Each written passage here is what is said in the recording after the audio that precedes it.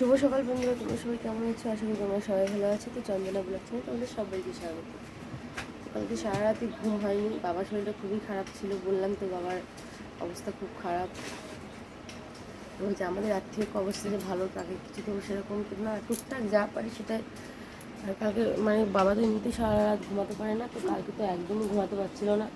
আমি রাত 3টে নাগাদ পর্যন্ত আমি বাবাকে একটু হাত পা টিপে দিয়েছি। ওনার শরীরটার মধ্যে না শুধু অঞ্জনা করছে, ঘুমাতে পারছে না উনি।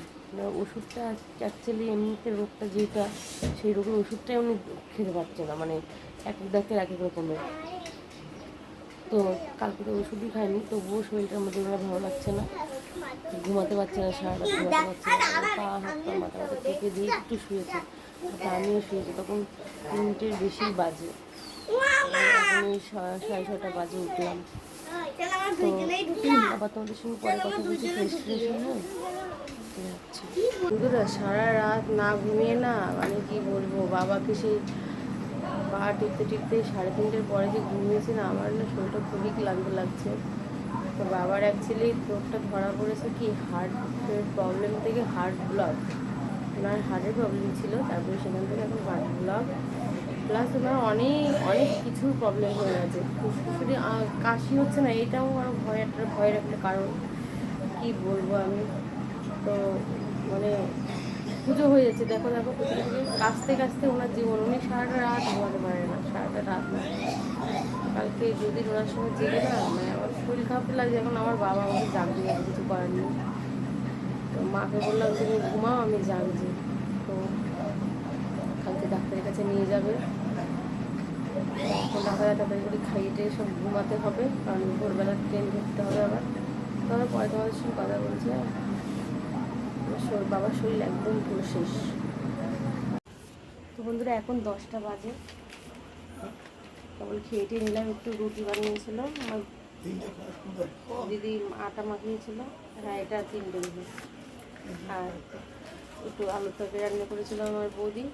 তো রুটি আমি আর বৌদি মিলে বানিয়েছে, আটাটা দিদি মাখিয়ে দিয়েছিল, আর আলুর তরকারি করেছিল বৌদি। বাবাকে এখন ওষুধ দেওয়া হচ্ছে, ওষুধ খাবে। আর হাড়ের ওষুধটা খাওয়াতে হবে।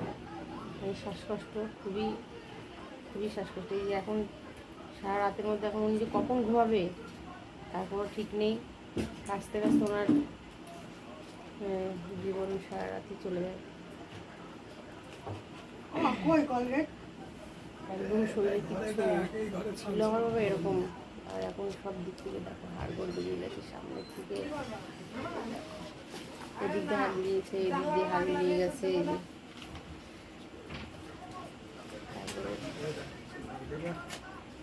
পেটটা মোটা ছিল, সে পেট পর্যন্ত চিটটে হয়ে গেছে, মানে কি বলবো।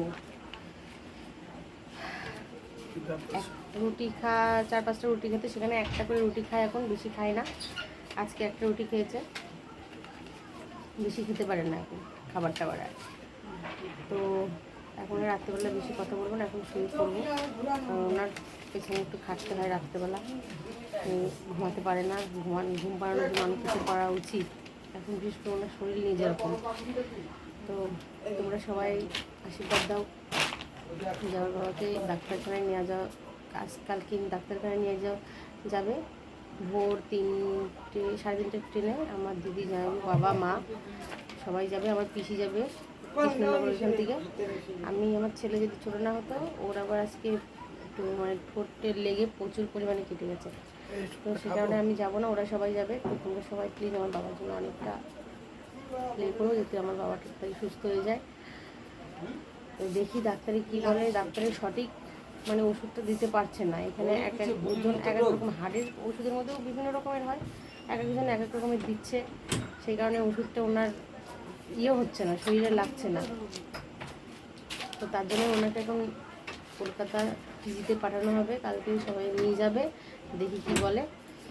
তো এখনকার মতো এইটুকুই। এইটা সে হাড়ের শ্বাসকষ্টে এই ওষুধটা বাবার শ্বাসকষ্ট, মানে বেশি হলে পরে প্রবলেম হলে একটা খেতে বলেছে, 2টো করে খেতে হতো, সেখানে একটা খেতে বলেছে। তো ওষুধ ছেড়ে দিয়েছে, যে ওষুধ আর খাবো না, দেখি কী হয়। তো ডাক্তারের দোকানে গিয়ে, যে ফার্মেসি থেকে ওষুধটা নেয় বাবা, সেই দোকানে গেছিলাম আমি বাবাকে নিয়ে বিকেলবেলা, যে কী বলে দেখি। তো উনি সব ওষুধের কথা বললো, তো এটা বললো যে বেশি প্রবলেম হলে না অনেক সময় একটাই খাবে, বেশি খাবে না। তো একটাই বাবা খেয়েছে আর এখন খাবে। আজকে কালকের থেকে ওষুধ বন্ধ রেখেছে, যে শরীরটা দেখি এবার ভালো হয় নাকি, তাও ভালো হচ্ছে না ওনার। যে তো তোমরা সবাই প্লিজ তোমার বাবার জন্য প্লে করো, যে সেই জন্য সত্যি সুস্থ স্বাভাবিকভাবে বাড়ি আসে। আর আমার ভিডিওটা ভালো লাগলে অবশ্যই লাইক কমেন্ট শেয়ার করো। আর আমার ভিডিওটা প্লিজ কেউ না স্কিপ না করে ফুল ভিডিওটা দেখো। তো শুভ, তোমরা সবাই ভালো থেকো। আবার ভোরবেলা হয়তো তোমাদের সঙ্গে আবার কথা বলা হবে। তো বাই, রাখছি, ভালো থেকো তোমরা।